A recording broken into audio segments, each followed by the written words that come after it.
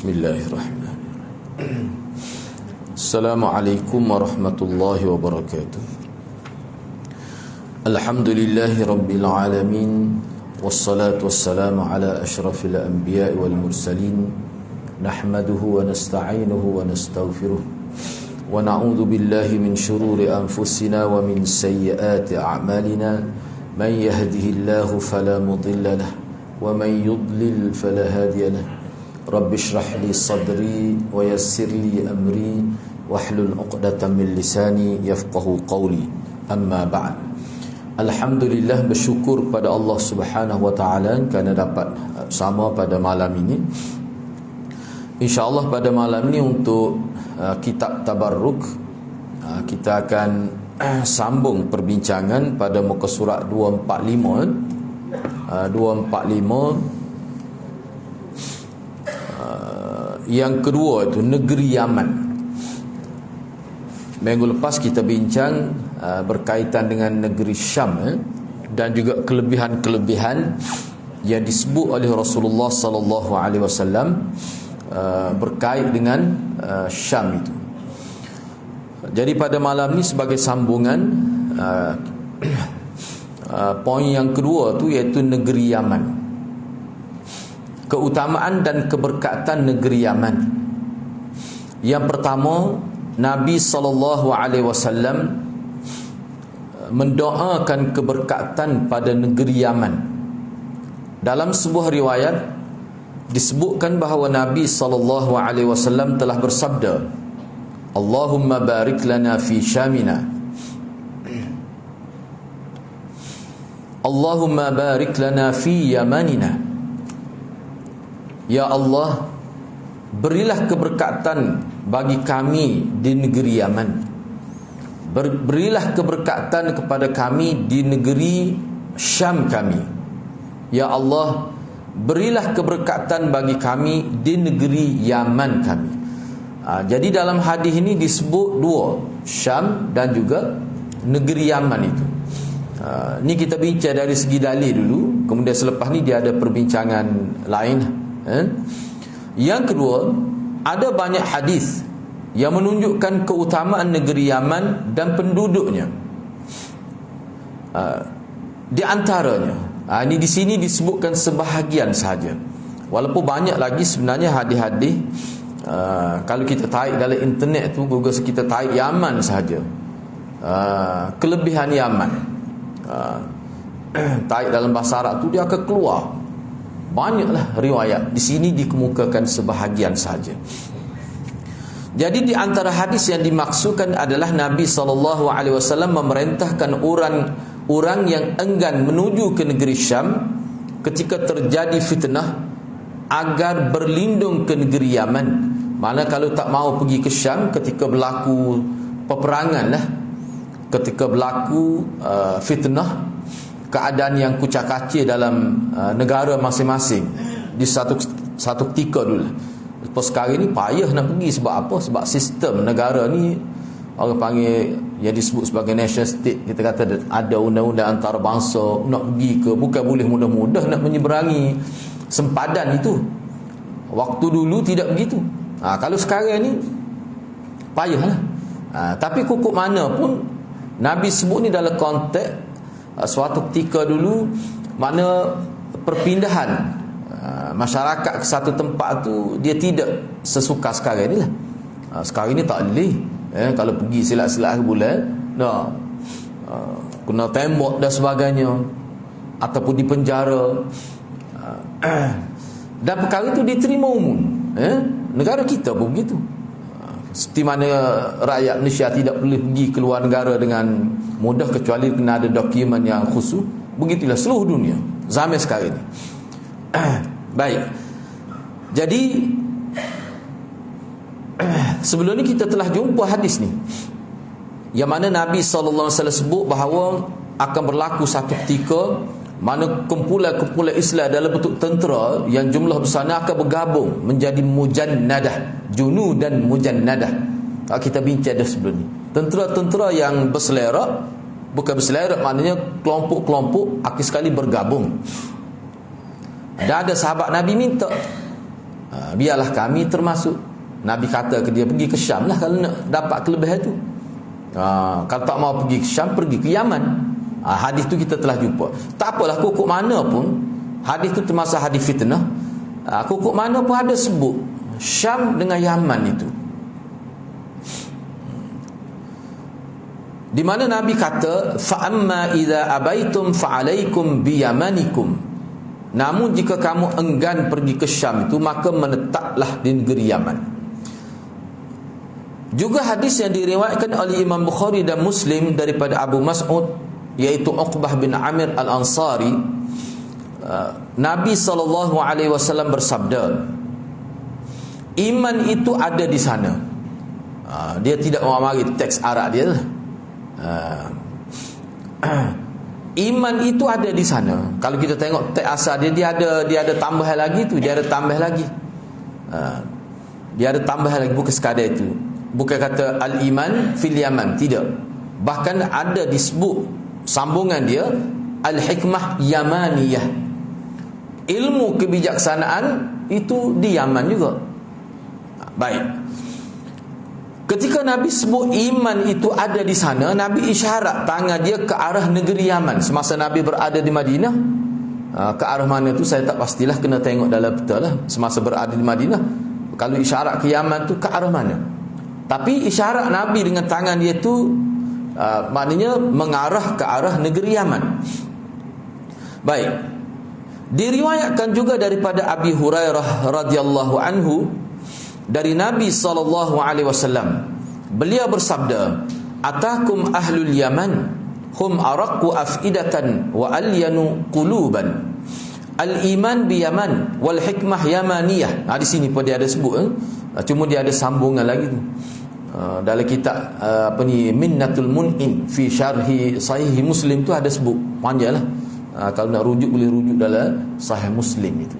Baik. Dia terjemah Indonesia tu ya, lagu tu lah. Mudah kita kata atakum ahlul Yaman. Mana akan datang penduduk Yaman akan datang kepada kamu. Kamu tu maksudnya penduduk Madinah. Bagaimana sifat mereka? Hum araqqu afidah. Afidah. Wa alyanu quluba. Dan ni makna hati belakang. Afidah, qulub, semua tu makna hati. Cuma setengah ulama mengatakan afidah ni makna hati yang mengarah. Qulub ni umum. Ada yang kata begitu. Sebab tu kalau kita perhati terjemahan di sini, dia kata afidah tu dengan makna iman. Saya sebut begitu tu sebab kalau dalam syair Arab, fu'ad ni makna hati yang mana dialah mengarah mulut untuk sebut sesuatu. Innal kalam malafil fu'adi wa innama ju'ilal lisanu 'alal fu'adi. Fu'ad tu mufrad dia, afidah tu jamak. Innal kalam, sesungguhnya percakapan ini, lafil fu'ad, tempat sebenar dia adalah dalam hati. Afidah, fu'ad tu hati. Ju'ilal lisanu 'alal fu'adi dalila. Lidah ni hanya juru bahasa saja yang menyampaikan hasrat hati. Jadi kalau dalam qamus tu afidah ni hatilah. Cuma di sini maksud dia bila diletak dalam satu ayat afidah dan qulub, padahal afidah dan qulub ni sinonim. Dia sinonim tu.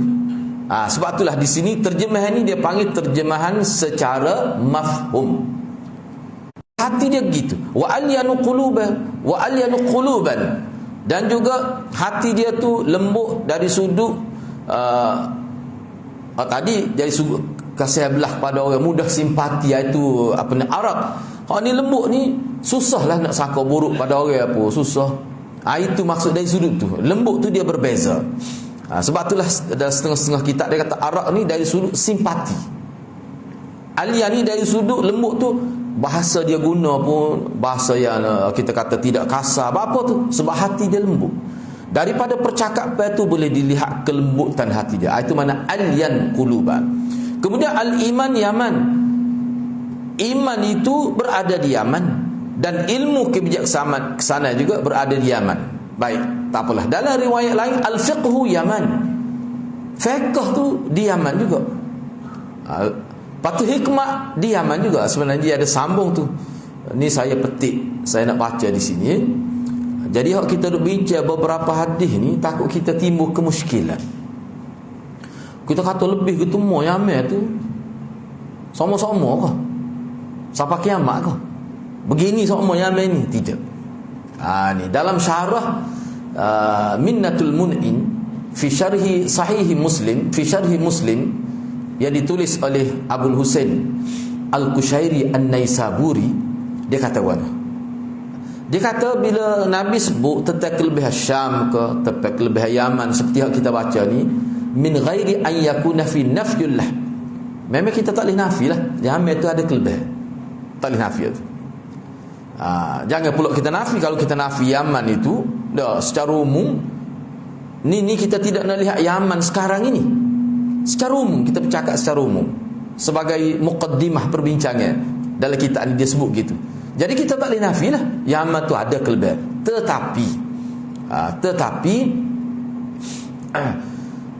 Tetapi kita kena tengok juga hadis lain, sebab bahasa seperti ini untuk menunjukkan kelebihan Nabi sebut juga kepada tempat lain. Misalnya Nabi kata al-iman min ahlil Hijaz, iman itu daripada penduduk Hijaz. Hijaz ni bukan di Yaman, bukan Yaman. Dia termasuk di kawasan tak jauh daripada Madinah, kawasan itu Hijaz. Bahkan setengah ulama kata Madinah itu Hijaz itu. Jadi dari satu sudut sebut Yaman, dari satu sudut lain sebut tempat lain pula. Apa maksud sebenarnya? Hak Nabi nak ayatnya masuk ke dia? Di sinilah mana ulama-ulama menyebutkan, dia kata maksud kata-kata Nabi itu adalah pada waktu itu. Ni ana baca sini al-mawjudun. Jadi yang dimaksudkan di sini bila disebut Yaman, Yaman adalah keimanan, fiqh di Yaman, ilmu kebijaksanaan di Yaman. Bila sebut Yaman maknanya penduduk Yaman. Engko Yaman bukan manusia. Apa kelebihan dengan Melayu kita Yaman? Hak lebihnya apa? Ahlul Yaman, Ahlus Syam. Seperti mana dalam hadis tadi tu ya, al-iman min ahlil Hijaz. Jelas dia sebut ahli. Jadi kalau orang ngaji bahasa Arab dia kena takdir lah, al-iman min ahlil Yaman. Jadi maksud lebih tu melihat kepada masyarakat yang berada, hak kita panggil penduduk Yaman pada waktu itu. Sebab itulah dalam syarah Muslim ni Syekh Abul Husain An-Naisaburi kata al-murad bihim al-mawjuduna minhum fi dhalikal waqt la kull ahli al-Yaman fi kulli zaman. Hak lain pun dia syarah gitu juga lah. Ni ana ambil satu contoh saja. Jadi yang dimaksudkan penduduk Yaman, kelebihan penduduk Yaman, penduduk Syam, penduduk Hijaz, hak Nabi sebut dalam hadis ni adalah penduduk yang ada pada waktu Nabi sebut. Pada waktu Nabi sebut. Bukan semua ahli Yaman pada setiap zaman. Sebab itulah setengah ulama dia kata kelebihan di sini ada catat, takut keliru lah. Sebabnya dalam hadis sebut tentang ahlul Madinah, ahlul haram, tanah haram tu sebut juga kelebihan gini. Sebab itulah ni ana buat catatan ni. Jadi kemuliaan ini berkait dengan sifat baik, bukan semata-mata bangsa dan negara. Maknanya kebaikan yang ada pada Yaman pada waktu itu kebaikan masyarakat dia. Apa dia? Araqu afidah wa alyanu quluba. Mana hati dia tu baik, simpati kepada orang. Sebab tu kalau kita baca sejarah, puan-puan dia ni masuk Islam dengan mudah, tidak menyusahkan orang. Puan-puan dia ni bawah tu dia ada buat juga. Kalau kita tengok misalnya ni boleh cek dalam dia lah ni mudah dia pensyarah hadis secara digital. Kita masuk hadis ni kita boleh tengok pada ulama dia susun. Orang Kelantan kata berjebok-jebok syarah dia tu. Dia royak siap dengan kitab mana, muka surat berapa, maksud hadis ni. Jadi anak ni tidak ambil semualah. Sebab kita dulu tengok tu supaya anak ambil satu saja. Poin yang disepakatinya kelebihan ini tidak mutlak. Selagi ada masyarakat, selagi ada sifat-sifat baik kepada masyarakat, maka Yaman juga akan lebih. Tetapi dia boleh berubah. Bila masyarakat dihilang ada sifat araqu afidatan, wa alyanu quluba, hati dia tidak jadi simpati lah. Ada kepentingan diri sendiri lebih tebal daripada simpati pada orang lain. Hilang ada sifat-sifat baik yang Nabi sebut, tak ada adalah kelebihan itu. Sebab itulah setengah-setengah pesyahadah hadis kata mana-mana bangsa, mana-mana negara, penduduk dia kalau dia nak dapat kelebihan, dia kena ada sifat ni. Apa dia? Mudah siap pada orang, tidak benci kepada orang tak terkalu. Dia kena ada kepahaman tu.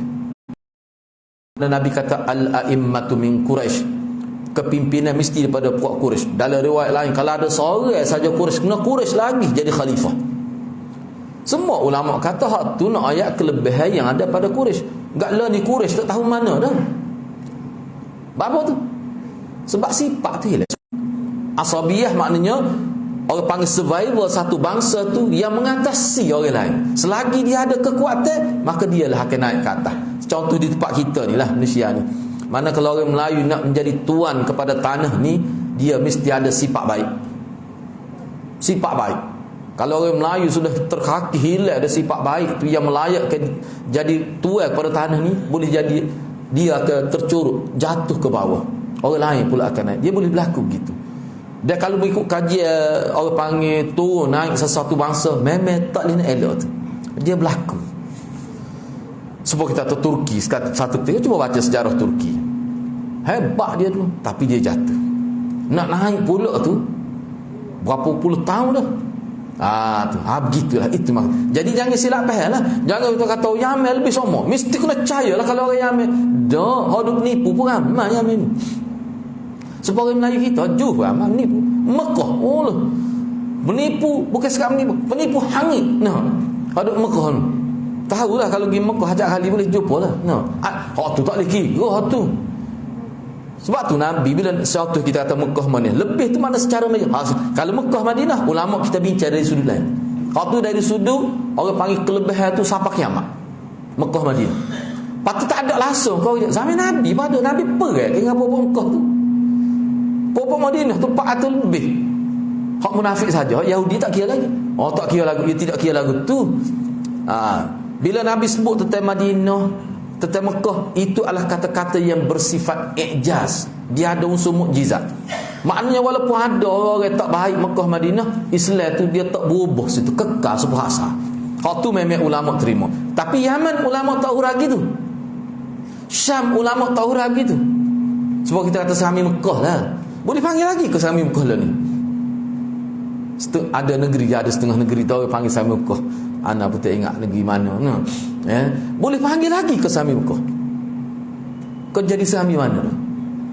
Kalau kita nak kekalkan negeri Sami Mekah ni, ciri-ciri Mekah seperti yang disebut oleh Nabi, penekanan kepada amal ma'ruf nahi munkar. Siapa dia buat kesalahan di Mekah, dia diberi dosa dabah. Orang kata panggil dabah, berganda. Apa tu? Sebab tempat tu tempat orang baik-baik, tempat tanah haram. Jadi kalau kita nak kekal ke Kelantan sebagai Sami Mekah, kita kena bina masyarakat biar jadi masyarakat yang saleh dan salih. Dia boleh kekal. Kalau tidak orang tak akan panggil, orang jadi malu nak panggil. Kalau masuk perkara tak betul, mana akidah pun sudah tercela, banyak perkara kita kata, perkara syirik pun berlaku, dia boleh hilang tu. Akan jadi sejarah tu Sami Mekah tu. Tu kena fikirlah. Jadi kalau kita nak kekalkan negeri kita ni sebagai Sami Mekah, kena masing-masing kena bina syakhsiah dia, bina kepribadian.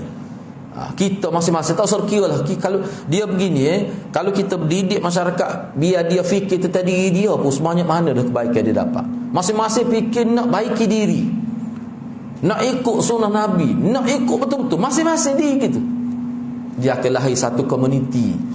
Bila ramai gitu, dia akan lahirlah satu komuniti. Orang panggil hak arus perdananya orang baik-baik. Tak ada Mekah buat dikatakan baik tu bukan baik semua, tapi majoriti yang menjadi arus perdana tu adalah yang baik. Itu maksudnya. Sehingga orang takut nak buat maksiat, tak berani. Ni kalau berani buat maksiat secara terbuka, masalah dah tu negeri tu. Ada masalah tu. Dia kalau masyarakat ni menebal amal ma'ruf nahi munkar, boleh kata majoriti, jumlah yang besar masih lagi mengamalkan orang panggil budaya amal ma'ruf nahi munkar, Orang tak berani buat masjid secara terbuka dalam negeri tu. Ni boleh buat secara terbuka, buat live pula. Tu maknanya dia tahu dah tu masyarakat situ tu. Kelantan panggil ewek tu, no. Bahasa Kelantan. Ada masalah. Ana sebut tu supaya kita ada satu kesedaran mana kebaikan yang ada pada bangsa tu dia boleh hilang. Bila hilang, bangsa tu akan jatuh ke bawah. Itu sunnatullah. Sebab itulah ni lah kena baca lah Muqaddimah Ibn Khaldun. Ada terjemah pun. Kalau tak boleh harap ni dia terjemah dalam banyak bahasa dunia. Dia sebut dengan jelas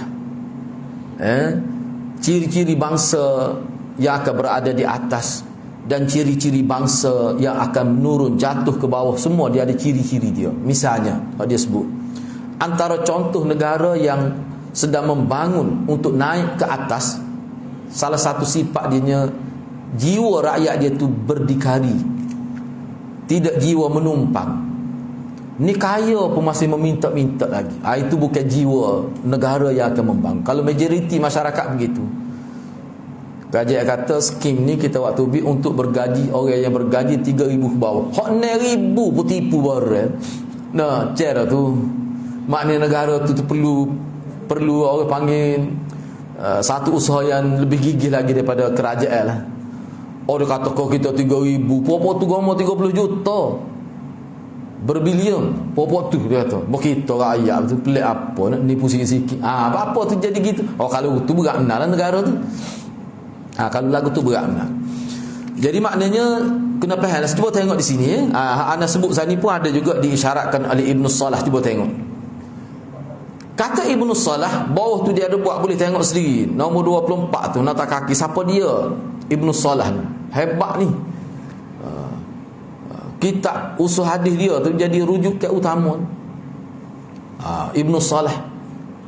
Apa dia kata? Ibn Salah rahimahullah menyebutkan bahawa sebab Nabi memberi keutamaan kepada penduduk Yaman ni pada waktu tu, bukan sekarang ni, kerana penduduk Yaman itu tunduk kepada keimanan tanpa melalui peperangan dengan orang-orang Islam. Terima dengan cara dakwah biasa. Tidak memberi kesusahan kepada orang Muslim. Mudah terima agama. Itu kata alyan afidah, apa ni, araqqa afidah tu, dan alyan quluban itu mudah. Benda molek ni mudah masuk dalam hati dia. Pada waktu tu suama mana sahabat orang Yaman nak tahu mudah tak tahu dalam internet. Tahu kat Melayu boleh. Sahabat dari kalangan penduduk Yaman, dia akan senara tu, senara mudah ya. Huzaifah bukan main-main, bukan kecil-kecil tu. Bukan kecil-kecil, bukan sahabat kecil-kecil tu Huzaifah tu. Orang kepercayaan Rasulullah sallallahu alaihi wasallam. Dan dia ni Nabi percaya sampai jadi duta Nabi. Jadi duta Nabi.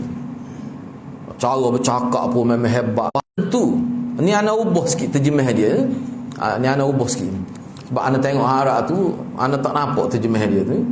Selain itu, orang yang memiliki sifat tertentu dan sifat itu dominan dalam dirinya, maka sifat itu akan disandarkan kepadanya untuk menunjukkan kesempurnaan sifat tersebut pada dirinya. Jadi pada waktu tu dalam diri masyarakat Yaman ni, khususnya hak masuk Islam ni, ada sifat hati lembut, mudah sayang pada orang, terima Islam pun mudah, tidak ada menyusahkan, tanpa melalui peperangan, terima Islam. Sifat tu ada. Padahal ada juga sifat buruk dia tu. Tapi oleh kerana sifat ni dominan, menonjol, menebar dari dia, orang kenali dia dengan sifat tu lah. Sebab Nabi sebut ni sifat yang dominan dalam diri masyarakat Yaman. Sebab kita lah, gapo dia kira kelebih hak menonjol, orang akan sebut tu, walaupun ada juga tak pakai tu, walaupun ada juga sifat tak baik, tapi orang akan sebut sifat baik yang menjadi umum pada masyarakat dia. Padahal sifat baik lain banyak lagi. Itu memang pesi manusia kita. Jadi Nabi pakai kaedah tu lah. Jadi Yaman ni pun dia lebih dia sebut tu. Hak tu pula besar tu. Bukan sifat kecil, mudah terima agama. Mudah terima agama. Saya nak bakar royak timah lalu. Saya nak ambil beberapa jam. Semua tu ulama ambil kira. Setengah orang tu ayat hari ni petang baru masuk Islam, setengah tu berminggu-minggu, setengah tu bertahun, setengah tu Nabi wafat baru terima Islam. Padahal Nabi royak ke dia masa Nabi hidup lagi. Jadi macam-macam manusia. Yaman ini secara umum keseluruhan mudah terima agama pokok dia ni. Kalau baca sejarah, ya, Huzaifah pergi dakwah pada masyarakat, mudah dia terima. Tu sejarah. Sebab tu Nabi puji tu. Tu. Ibnu Salah menambahkan lagi. Dia buat komentar. Dia kata namun demikian. Dia beri peringatan. Namun demikian, hal itu bukan bererti tak ada keimanan kepada bangsa lain. Tak, bukan maksud lagu tu. Jadi iman duduk diam. Orang lain tak beriman. Tak, tidak gitu. Nak ayatnya kelebihan. Beriman belaka. Sebab saya nak wakar beriman juga. Beriman. Saya nak Ali beriman. Tapi bila buat perbandingnya, saya nak bakar lebih. Lebih mana? Rakyat beriman selalu. Tak ambil masa walaupun seminit. Sayyidina Ali dah. Tapi lebih juga apa? Ambil masa beberapa jam. Hak anda tengok dalam riwayat tu, riwayat pagi lepas zuhur dia masuk Islam. Tapi hari yang sama. Kalau kita kata beriman sama sehari. Bahkan kalau kita nak tengok Sa'ad bin Mu'az lah. Sa'ad bin Mu'az, di Madinah tu. Hak tu masuk Islam lalu juga tu. Mus'ab baca ayat tak ada habis. Beberapa ayat tutup mulut. Ni kau orang panggil wahyu. Beriman lalu. Tu Sa'ad bin Mu'az. Hak tu memang pelik juga tu. Sahabat Nabi yang pelik juga tu. Dia tak jumpa lagi dengan Nabi tu. Kerana Mus'ab sebut ya.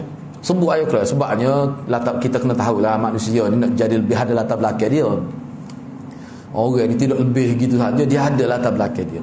Sa'ad ni penyair agung yang paling top lah penyair di Madinah pada waktu itu. Sebab zaman tu kalau orang bahasa tak molek, dia tidak akan diangkat menjadi pemimpin. Syarat nak jadi pemimpin kena dapat A+ sastra tu. Seolah-olah begitulah. Bukan sekadar tu boleh bersyair, memang hebat lah. Jadi anda tengoklah, tak ada habis. Baca beberapa ayat dia tutup mulut Mus'ab. Dia kata inikah yang disebut-sebut sebagai wahyu yang diucapkan oleh Muhammad? Mus'ab kata ya. Kalau begitu dia kata memang betul lah. Terus beriman. Dan terus dia kata, aku akan pergi ke setiap rumah penduduk Madinah nak dakwah. Jadi pendakwah lalu. Kan pelik tu. Terus jadi pendakwah 9 bulan. Antara 8 bulan lebih lah disebut dia berjaya mengislamkan 85 buah rumah. Banyak kalau sebuah rumah tak ada 9 orang, 7 orang, kalau 10 orang berapa? 85 buah rumah. Pokok ni lah yang sambut Nabi bila Nabi pergi ke Madinah. Tu boleh lantik kerajaan tu. Tu. Jadi nak ayatnya kelebihan tu. Kelebihan. Jadi Yaman ni, tapi kena ingatlah hak ni dia boleh hilang kelebihan ni. Bila hilang sifat tu tak ada lah kelebihan bangsa tu. Allah beri pada bangsa lain pula. Supaya kita kata pusat ilmu. Pusat ilmu boleh hilang. Dulu kalau kita baca sejarah, kita tengok Imam Bukhari daripada Bukhara, jalan kaki berbulan-bulan. Nak pergi mana? Nak pergi Madinah. Sebab pada waktu tu pusat ilmu. Dan pada waktu pergi ke Iraq, dia pergi belakang tu. Sebab Iraq pusat ilmu juga. Tapi dia berpindah. Anda tengok ada setengah ulama kata ilmu hadis sudah mula. Orang panggil bertapak dengan kukuh di Afrika lah ni. Dah berubah. Apa tu? Ulama-ulama daripada India. Burma pun ada setengah tempat. Sebab apa? Daripada India pergi. Masyarakat Burma belajar hadis di India. Dia balik kena buka madrasah. Akhir sekali orang pergi ngaji jadi alim tempat dia. Jadi Malaysia tak tahu bila lah. Tak tahu. Tak ada, InsyaAllah ada. Dah nampak tu. Tu nak ayat. Kedudukan dia boleh berubah. Sifat baik bangsa ni dia boleh berubah. Kita tidak bercakap atas nama individu. Individu tu ada sokmo mana-mana pun. Yaman tu atas nama individu ramah sokmo hebat. Ini maksudnya jumlah yang besar sehingga boleh dikaitkan dengan bangsa. Hak tu yang Ibnu Salah sebut tadi tu. Akhir sekali Nabi sebut gitu. Tu. Imam Baghawi berkata, hadis ini mengandungi sanjungan terhadap penduduk Yaman kerana keterbukaan hati mereka untuk beriman dan baik penerimaan mereka terhadapnya. Dia mudah terima agama ni. Bacalah dalam buku tentang penduduk Yaman. Siapa Nabi puji dia. Mari ni daripada negeri dia Syah, mari nak cek betul kalau Muhammad ni Nabi. Mari tanya orang duduk berbulan-bulan, apa buat dia tanya cek dulu. Ngesah dia betul ke tidak. Cari Bukan mana sebelum Nabi hantar delegasi dia mari. Sebab dia dapat maklumat dah. Siapa gitu mudah terima agama. Baik, seterusnya hujan jadi daripada hadis yang kita bincang ni, hujan ni tak sempat kita boleh bincang dalam minggu hadapan lah.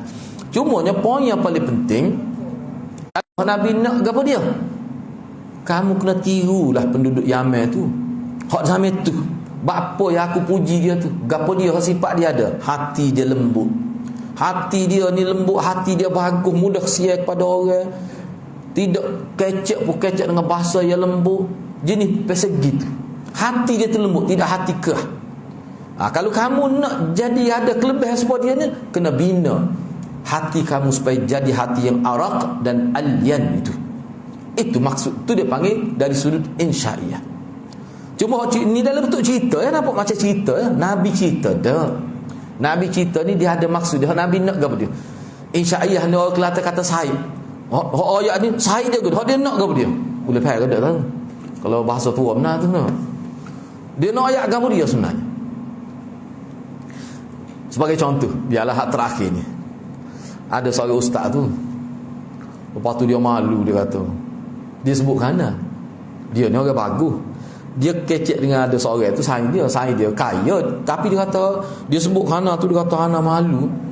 Dia ni tidak putih belah mana, ana berasa ana putih sepuh malu dia kata. Dia rakyat bukan anak kata. Apa tu? Dia duk cerita kesusahan dia kepada kawan tu. Kawan pun halal dia berapa 500 ya. Kejut dia. Sebab dia tidak niat nak minta piti. Dia ada duit dah dia kata. Lepas tu dia mikir dia taubat aku tak ayat dah malu dia kata. Dia tak sambil mula-mula. Dia ceritakan dia kata bahagia dia kata. Dia tak sangka lah kita pun kenal dia jenis orang baik. Dia ngapa Quran kot. Tapi tak ada habis. Dia ceritakan. Hak dia cerita tu orang panggil khabari lah. Dia tak ada niat pun nak piti kawan tu. Tapi kawan tu pergi faham lagu tu. Sebab Nabi ni, ulama kata Nabi sebut ni bukan Nabi nak semata-mata nak cerita kelebihan pokok Yaman, tidak. Nabi hendak ayatnya mu kena lagu tu juga. Lalu kena ada perangai lagu tu. Sebab kita cerita tentang kisah Nabi Musa. Cerita. Hak naknya ke dia? Kita mencontohi kehidupan Nabi Musa. Dari sudut mana? Membebaskan bangsa daripada perhambaan kepada selain Allah itu. Itu moto perjuangan Nabi Musa. Aku nak contohilah tu. Jangan kita tengok cerita semua buku cerita. Buku cerita pun ada. Kehendak dia ada matlamat, ada objektif dia. Jadi hak ni dari sudut insya'iyahnya ke apa dia? Sini ada buat catatan ulama sebutlah ni. Cuma mana buat sebagai nota atau orang panggil moral daripada hak kita dah bincang ni ke apa dia? Berusahalah menghiaskan diri dengan sifat-sifat yang ada pada penduduk Yaman pada waktu itu. InsyaAllah kamu akan dapat kelebihan di sisi Allah Subhanahu Wa Taala. Itu dia panggil moral daripada hadis-hadis ni. Walaupun Nabi tak sebut dengan jelas. Tu kalau di segi itu dia panggil insya'iyah, kehendak daripada hadis ni. Zahirnya tak sebut. Gitulah hadis hadirat. Jadi insya-Allah minggu hadapan kita bincang poin yang ketiga tentang hujan. Ingat ni hak kita duk bincang ni zahirnya nampak keberkatan duniawi. Tapi orang Islam seperti mana kebanyakan ulama sebut, sesuatu keberkatan yang bersifat duniawi yang boleh dirasai oleh non-muslim, bahkan binatang boleh rasa hujan ni. Tapi orang Islam kelebihan dia boleh tukar keberkatan duniawi ni, dia boleh bawa keberkatan tu sampai ke hari akhirat. Itu kelebihan umat Islam. Kalau hujan ni orang kafir pun boleh manfaat.